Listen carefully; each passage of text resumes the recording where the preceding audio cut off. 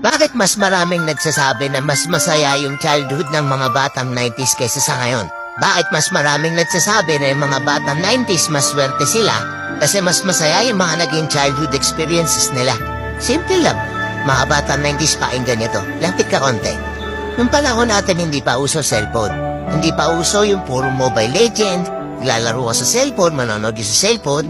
Lahat ng laro natin nung bata tayo puro physical. Naalala mo pa ba yung lalabas ka sa hapon para lang makipaglaro sa mga kaibigan mo? Yung tipong nababadtrip ka na kasi nabuburot ka na sa laro. Pero tuloy ka pa rin kasi masaya ka makipaglaro sa kanila.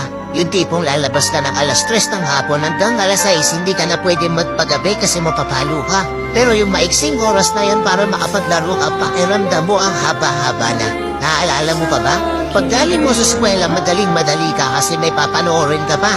Oo. Kasi yung mga palabas na TV noon, puro pambata pa. Puro cartoons, may mga anime pa. Nakakatuwa kasi yung mga palabas noon talagang nakakatulong sa bata. May matinik, may Hiraya Manawari, may siniskwela pa. Hindi ngayon. Putik na yan yung mga pinapanood ng mga bata, puro pag-ibig na. Puro drama. Diba? Mapapang umaga ka man o panghapon ka man sa klase, makakapanood ka. Naaalala mo pa ba? Yung nagtutulog-tulugan ka sa hapon sa mama mo para lang makaiwas ka sa palo niya. O teka, naririnig mo ba yun? Oo, paulan na. Gigising ka ng madaling araw, nag-aabang ka ng balita. Then umuulan na, sana walang pasok. Yung tipong kahit hindi pa nag-a-announce sa balita, pag lumakas yung ulan ng ganyan, anak, huwag ka nang pumasok. Manood ka na lang sa TV ha. Maikipagtagpisaw ka sa ulan kasama ibang mga bata.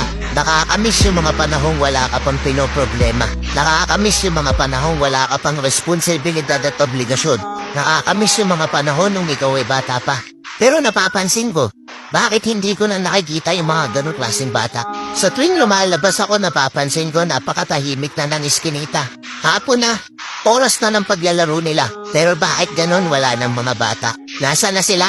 Napokus na sa kaka-cellphone, hindi na lumalabas ng bahay, mas minaigin alam nilang mag-cellphone at manood ng mga bagay na wala namang kakwenta-kwenta. Iba na talaga panahon ngayon, no? Kasi ngayon yung mga bata hindi na nila ini-enjoy yung pagkabata nila. Hindi na sila lumalabas para makipaglaro sa mga kalaro nila. Nagbabago na talaga yung takbo ng mundo, di ba? Kaya ako tatanungin, oo. Masaya ako na naging parte ako ng batang 90s na to. Kahit isa rin ako dun sa mga batang napapalo dahil sa sobrang kakulitan ko, hindi ko pinagsisihan yung mga memories ng mga panahong masaya pa akong nakikipaglaro sa mga kaibigan ko.